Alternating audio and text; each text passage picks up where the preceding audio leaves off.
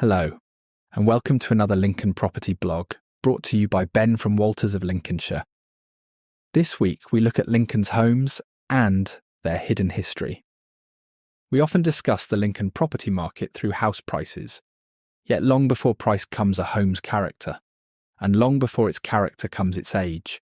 Every town or city has its own housing fingerprint, not just streets and postcodes, but a layered history of building booms, social change, and shifting design. Lincoln is no different. Lincoln has 44,581 homes, according to the Valuation Office. Breaking them down by period built reveals a pattern that becomes even more interesting when compared to the national picture. Pre-1919. In Lincoln, 10,805 homes were built before 1919. That represents 24.2% of the housing stock.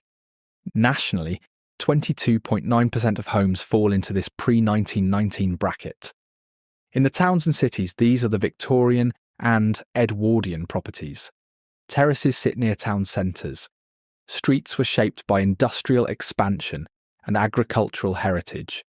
They tend to form the historic heart of an area. The Georgian homes bring high ceilings and large windows, whilst the Victorian red brick, terraced homes with their solid walls and slate roofs often need ongoing maintenance. Next comes 1919 to 1939. Lincoln has 5,398 interwar homes, accounting for 12.1% of its housing. Across the UK, 15.4% of homes were built during those same years. The interwar period was defined by suburban growth. Semi-detached homes with circular bay windows and large gardens built on tree-lined avenues were the popular choice. A shift towards owner occupation and planned estates. In some areas, this era accounts for a substantial share of the housing stock. In others, it plays a more modest role. These homes still sit in established neighbourhoods, reflecting their era. Moving on to those built between 1945 and 1964. In Lincoln, 7,901 homes were built in the immediate post-war years. That is 17.7% of the total. Nationally, 15.3% of homes were built in the same period. Britain faced a severe housing crisis with over 1 million homes destroyed and many more damaged. This led to a period of intense, government-controlled rationing of housing until 1954, during which materials were limited and new builds were restricted to public, low-density or temporary structures. It was only from 1954 that private builders began building en masse after rationing ended.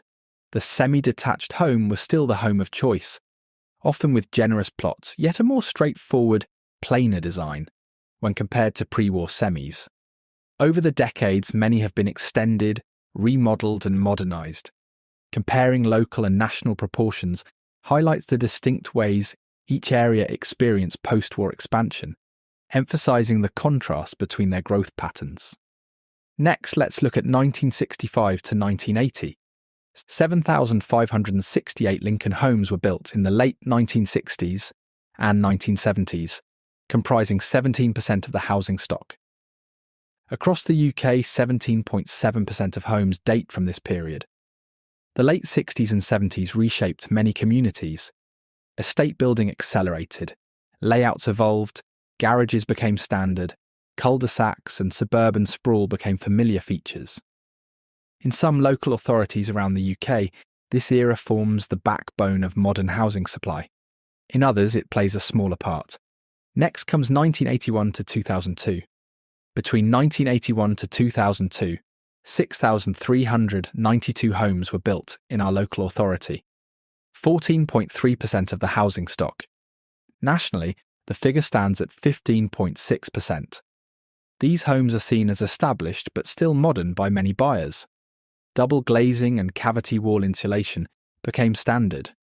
Building standards improved, layouts began to match modern living.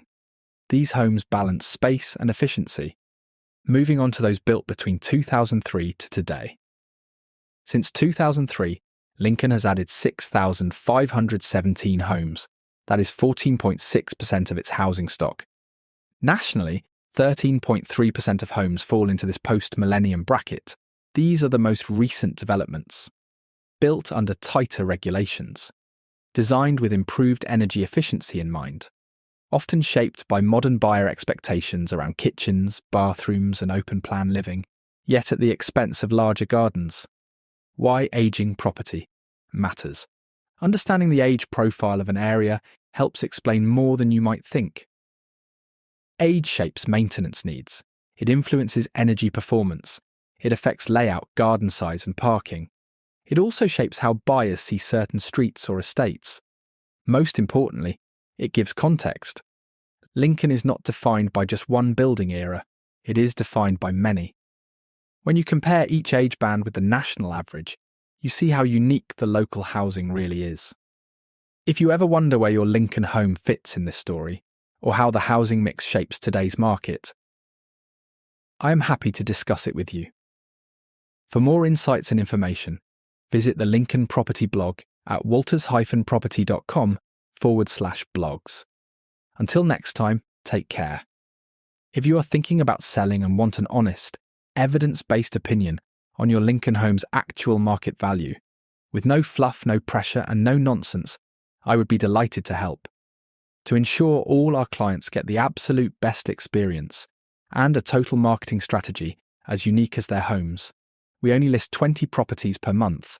Our March and April market appraisal slots are now available to book. We ensure that you are always a name and not just a number with Walters.